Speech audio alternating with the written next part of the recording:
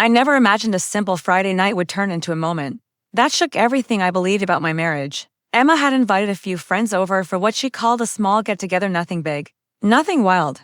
I was exhausted from work and just wanted to unwind, but I agreed to hang around. It was her home, after all, and I wanted to at least be present even if I wasn't fully in the mix.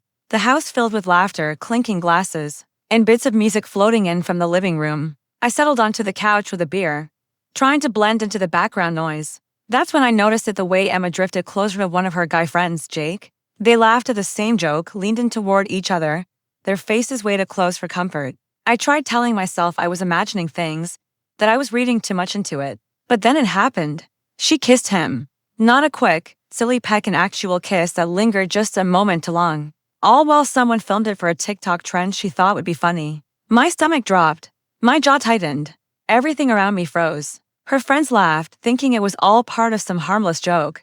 But I knew this wasn't harmless. I tried to speak, but nothing came out.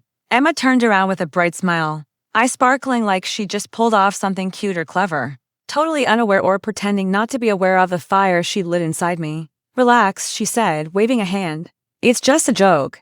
Don't be so sensitive." I blinked, trying to make sense of it. A joke? My wife kissed another man and brushed it off like it was nothing. That casual attitude made it hurt even more. It wasn't just the kiss, it was the message behind it. That something sacred between us could be tossed aside for entertainment.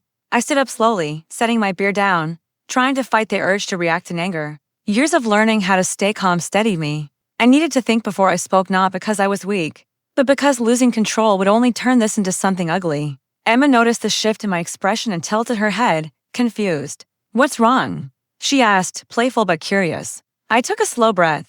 "What's wrong?" I repeated softly. "Emma, do you understand what you just did? That wasn't a joke. You crossed the line." Our line. Her smile faded. The room, once loud and full of life, suddenly felt tight and heavy. I could feel her friends watching, unsure, their excitement dying instantly. Emma's eyes widened as my words sank in. She opened her mouth, ready to brush it off, but I stopped her gently. "Don't try to explain it away. Jokes don't hurt people. What you did wasn't funny. It was disrespectful." The room fell silent.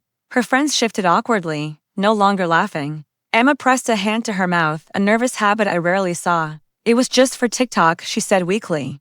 "Everyone does these silly challenges." I shook my head. "It's not the challenge. It's trust. It's boundaries. It's the fact that we promised each other we wouldn't cross certain lines, not even as a joke." My voice stayed steady, calm, controlled. I didn't raise it. I didn't lash out. But every word carried weight, slicing through the excuses she was trying to build. Emma's friends exchanged uneasy glances, realizing this wasn't going the way they expected. They assumed I'd laugh it off or shrug it away, but my calmness threw them off completely. They weren't scared, they just recognized the seriousness behind the quiet. Emma's playful look crumbled as she swallowed hard. "You're overreacting," she whispered, trying to cling to control. I leaned forward, eyes locked on hers. "No, I'm not. You don't get to call this overreacting. You turned something private into a show, and now you have to face what comes with that. We can joke about harmless stuff, but this wasn't harmless." She shook slightly, glancing around for support, but the room already belonged to the moment. I let the silence hang, letting her actually feel the weight of what happened. It worked more than shouting ever could. After a long, shaky exhale, she slumped back in her chair. The confidence she walked in with was gone. "I didn't mean to hurt you," she said, barely audible. "I thought it was funny." I let her words sit there. "Funny for who, Emma?" "Because it wasn't funny for me. And that matters. Your fun doesn't erase the disrespect or the hurt. Do you understand that?" Her eyes dropped. The only sound in the room was the low hum of the fridge. For the first time, she wasn't defending or deflecting. She was listening, really listening. The honesty in the room felt sharp enough to cut through any excuse she could have tried. Her friend sat stiffly, realizing how serious the moment truly was. I stayed quiet, letting the weight settle. When I finally spoke, my voice was firm but soft. "I love you, Emma. But loving someone doesn't mean ignoring lines or turning our relationship into a punchline. Even jokes have consequences. And this one crossed the boundary we set together." She looked up at me, eyes glossy, her voice catching as she tried to speak. "I thought it was harmless," she whispered. I repeated the word gently. "Harmless? It wasn't harmless to me. And if the roles were reversed, it wouldn't have been harmless to you either. This isn't about what you meant, it's about what it said. Tonight, your actions told me that what we have could be set aside for a laugh. And that's the part that hurts." Her defensiveness melted away. For the first time, she truly saw the situation through my eyes. Not just mine, but everyone's who had been there. The truth washed over her with a weight she couldn't avoid or shrug off. I took a slow breath, softening my tone. I'm not here to punish you. I want you to understand what this really meant. If we don't face it honestly, it's going to sit between us, she nodded slowly, hands fidgeting in her lap. I understand, she said quietly. I didn't think about it like that. I thought it was just a silly video.